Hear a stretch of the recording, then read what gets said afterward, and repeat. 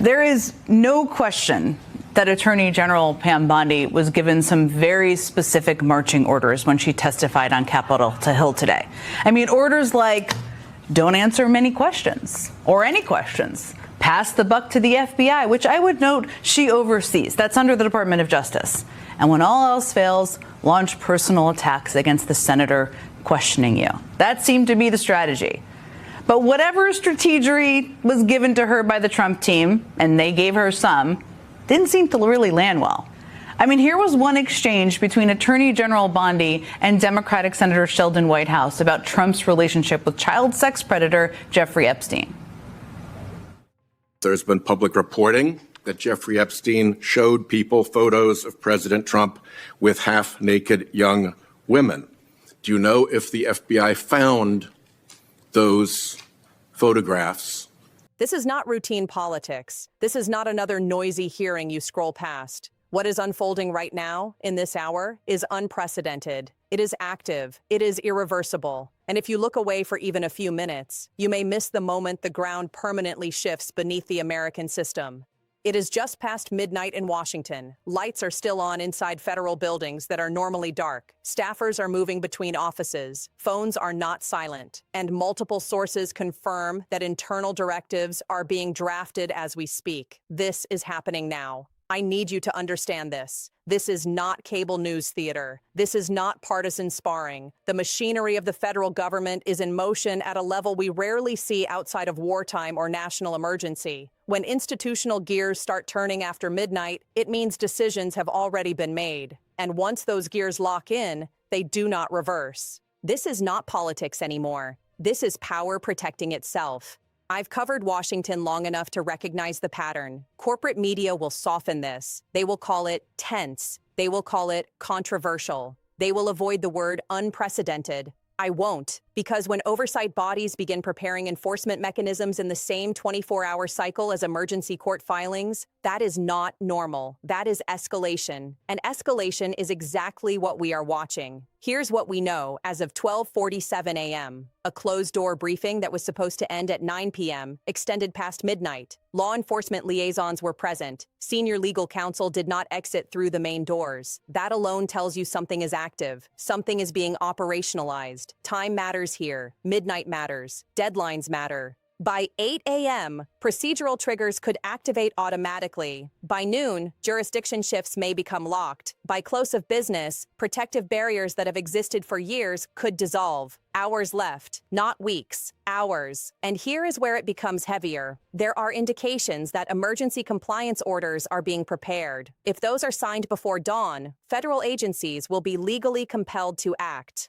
Once compelled, refusal becomes contempt. Contempt becomes enforcement. Enforcement becomes visible. This is the countdown. You are watching institutional gravity take hold. At 1:12 a.m., a senior judiciary aide confirms that draft language referencing immediate corrective action has been circulated. Immediate, not scheduled, not delayed. Immediate. Every minute that passes now increases the likelihood that this becomes irreversible. Let me explain why this changes everything. For years, there has been an assumption that certain figures operate with insulation, layers of legal review, layers of procedural delay, layers of political shielding. Those layers are thinning, and when insulation thins, exposure happens fast. This is not about ideology. This is about authority shifting from elected personalities to permanent institutions. And permanent institutions do not move emotionally. They move mechanically. Mechanically means without mercy. At 1:36 a.m., another update. External counsel has been notified of potential sunrise actions. Sunrise. That word is not accidental. It means operational readiness aligned with daylight visibility. It means something may occur in public view. Hours left. I need you to stay with me because the pacing here is deceptive. It feels slow. It feels procedural. But slow is how systems trap their targets. Slow is how inevitability is constructed. There is now confirmation that interagency coordination calls are scheduled for 6:15 a.m. That is before markets open, before most Americans wake up, before public relations teams can shape a narrative. When agencies coordinate before sunrise, it signals urgency. This is an active operation, and here's the power shift you need to see clearly. If compliance orders are triggered this morning, discretionary authority moves away from political appointees and toward career enforcement divisions. That shift is massive. Once career divisions take control, loyalty is irrelevant. Only statutes matter. Statutes do not negotiate. At 2:04 a.m., language referencing failure to preserve institutional integrity appears in briefing notes. That phrase is severe. It implies justification for extraordinary measures. Extraordinary measures are rare. When invoked, they are difficult to unwind. Why act now? Why compress everything into these final hours before morning? Because delay increases risk. Because internal reviews have likely concluded that continued inaction poses immediate institutional danger. Because from the perspective of enforcement bodies, waiting could allow evidence, leverage, or authority to evaporate. This is framed internally not as punishment, but as containment. New fallout from that combative 5-hour hearing with Attorney General Pam Bondi on Capitol Hill.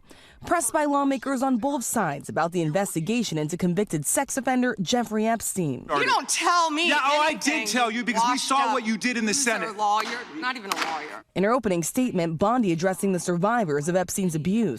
I am deeply sorry for what any victim has been through, especially as a result of that monster. Some of those victims seated just a few rows behind Bondi, but she did not address them. Please raise your hands if you have still not been able to meet with this Department of Justice.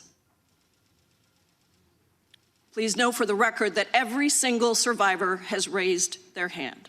Bondi asked if she would apologize to the women for the DOJ's initial failure to redact all victims' names from the documents released. It is about you taking responsibility. Containment means they believe the threat is active. At 2:31 a.m., courthouse security posture is elevated, not publicly announced, quietly adjusted, increased personnel, restricted access corridors. That does not happen for press optics. It happens when officials anticipate movement. Helicopter traffic has been logged near federal complexes. Routine? Possibly. But paired with midnight briefings and sunrise coordination calls, routine becomes pattern. New update just came in. A federal compliance officer has cleared their schedule for the entire morning. Entire morning. When that happens without explanation, it usually precedes action. The global implications are already surfacing. Overseas markets are reacting to rumors of structural instability. Currency futures are fluctuating. Allies are requesting clarification through diplomatic back channels. Rivals are watching for weakness. Power vacuums attract pressure. If authority shifts domestically today, international counterparts will recalibrate immediately. Security commitments, trade negotiations, intelligence sharing, all of it recalculated.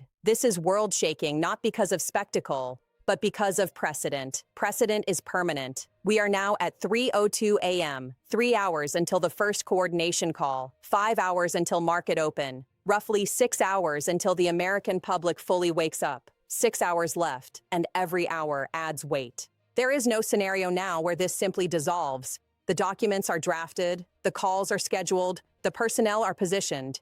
Even if the most dramatic outcomes are delayed, the machinery has already exposed itself. Exposure changes relationships forever. At 3:27 a.m., internal messaging guidance is being prepared. That means they expect visibility. You do not draft messaging for something you plan to bury. You draft messaging when you anticipate cameras. And cameras mean accountability theater at minimum, enforcement theater at maximum. Time is compressing. 4 hours until sunrise. 4 hours until potential activation. 4 hours until insulation disappears. I want you to notice how heavy the minutes feel now. That is not accidental. Institutions stretch time before they strike. They allow tension to build so that when movement occurs, it feels inevitable. Because it is. If compliance triggers at 8 a.m., protective appeals windows shrink. If appeals shrink, leverage shrinks. If leverage shrinks, negotiation disappears. No escape. At 3:59 a.m., another confirmation. Logistical units are on standby status. Standby status is the final stage before execution. It means green light pending authorization. Authorization could come at any moment between now and sunrise. We are inside the final countdown.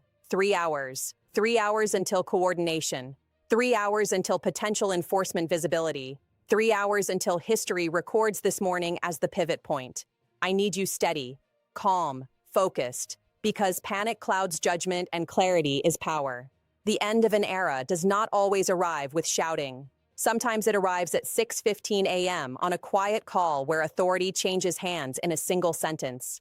2 hours and 40 minutes. 2 hours and 40 minutes until sunrise.